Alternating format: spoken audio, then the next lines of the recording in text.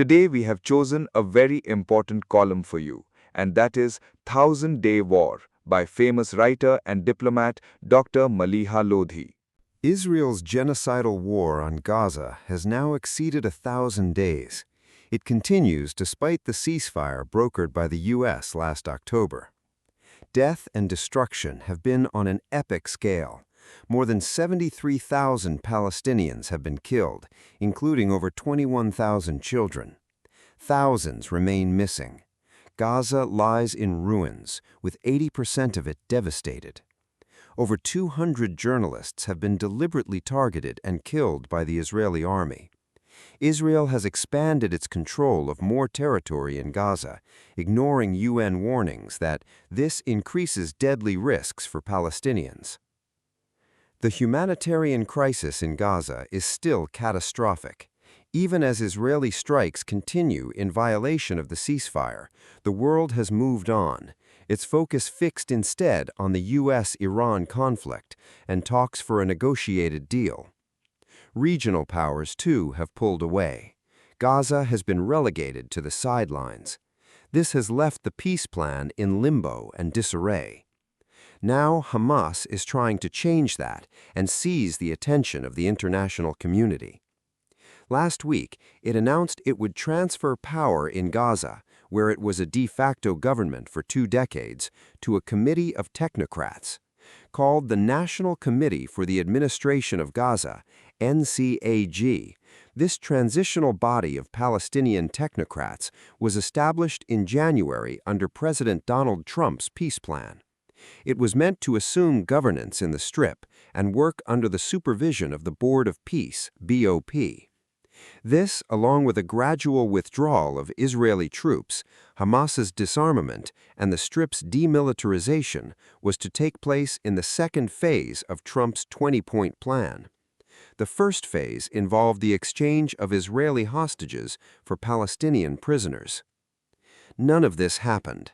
The NCAG was given no resources and remained stuck in Cairo in the face of Israeli opposition to its entry into Gaza. The International Stabilization Force has yet to be deployed. The board has remained mostly inert and advanced little on any front.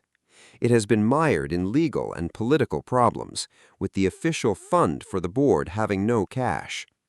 In an appalling move, the board announced last week that the UN Agency for Palestinian Refugees, UNRWA, has no place in the new Gaza. The Palestinian leadership condemned this as elimination of the refugee question. The board also plans a closed pilot humanitarian zone in southern Gaza, ostensibly to accommodate thousands of vetted Palestinians. This controversial move is widely seen as incompatible with international humanitarian law and amounting to forced displacement of the population. Hamas says it will relinquish governance to remove any pretexts for the occupation, which continues its aggression and war of extermination. With this, the Palestinian resistance group disbanded its governing body. The aim is to mount pressure on Israel, expose the impediments it has placed in the path of any forward movement, and kickstart the stalled peace process by pushing the BOP to move. Israel has dismissed Hamas's announcement. Its foreign minister dubbed it a trick to avoid disarming. The board has taken note of it, but said its assessment will be guided by actions, not promises.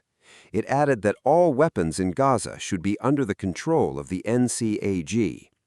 Hamas didn't say anything about giving up weapons. It had made it clear from the very start it would only do that when Israel delivers on its commitment to withdraw from Gaza and end its occupation. Hamas also insists a Palestinian administration must be in place before it considers disarming. Disarmament cannot happen unless a civilian Palestinian authority is up and running in Gaza, because otherwise, who does Hamas hand over weapons to? Israel now occupies around 60% of Gaza. Recently, Israeli Prime Minister Benjamin Netanyahu ordered his military to seize 70% of the Strip. Meanwhile, Israel's defense minister, Israel Katz, declared Israeli forces would remain in what he described as security zones in Gaza for an indefinite period, with no timetable for withdrawal. The move by Hamas may be symbolic, but it can easily be tested by allowing the transitional 13-member Palestinian Technocratic Committee, headed by Ali Shath, to enter Gaza and take over the enclave's day-to-day governance. It is Israel that is blocking that. Talks in Cairo have taken place between Palestinian factions, including Hamas, and BOP representatives, as well as mediators, Qatar and Turkey. But the Hamas-Israel deadlock continues over implementation of the second phase of the peace plan. What happens next depends on several factors. The most important is how engaged and interested the Trump administration is in pushing the Gaza plan forward. For now, it is entirely preoccupied with the latest flare-up of tensions with Iran. The U.S. and Iran traded military strikes last week, and Washington rescinded the license allowing sales of Iranian oil. Trump declared the ceasefire with Iran is over, but he also said talks will continue. Nevertheless, the U.S.-Iran Memorandum of Understanding hangs in the balance.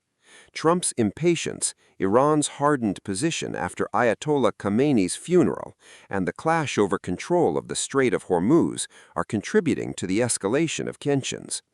This won't revive Washington's focus on Gaza. The longer the U.S.-Iran confrontation drags on, attention will be diverted from Gaza. There is also the question of how much the U.S. is prepared to press Israel to comply with its commitments under the plan. So far, it has turned a blind eye to Israel's expansion of areas in its control and its continuing destruction of Gaza. Statements from Washington demand Hamas should disarm, but say nothing about the almost daily Israeli strikes on Gaza, obstruction of humanitarian assistance, or the gradual Israeli withdrawal from the enclave. The U.S. also said nothing as Israel carried out de facto annexation of the West Bank, conducted deadly raids, and engaged in ethnic cleansing of the Bedouin and herding communities. With Netanyahu facing re-election in fall amid dwindling public support, this makes him even less willing to push ahead with the peace plan. These developments are undermining the prospects for advancement on the Gaza plan. Once again, Palestinians were promised peace, but instead got death, destruction, and endless suffering. Thank you for watching. If you like the video, do like, share, and subscribe.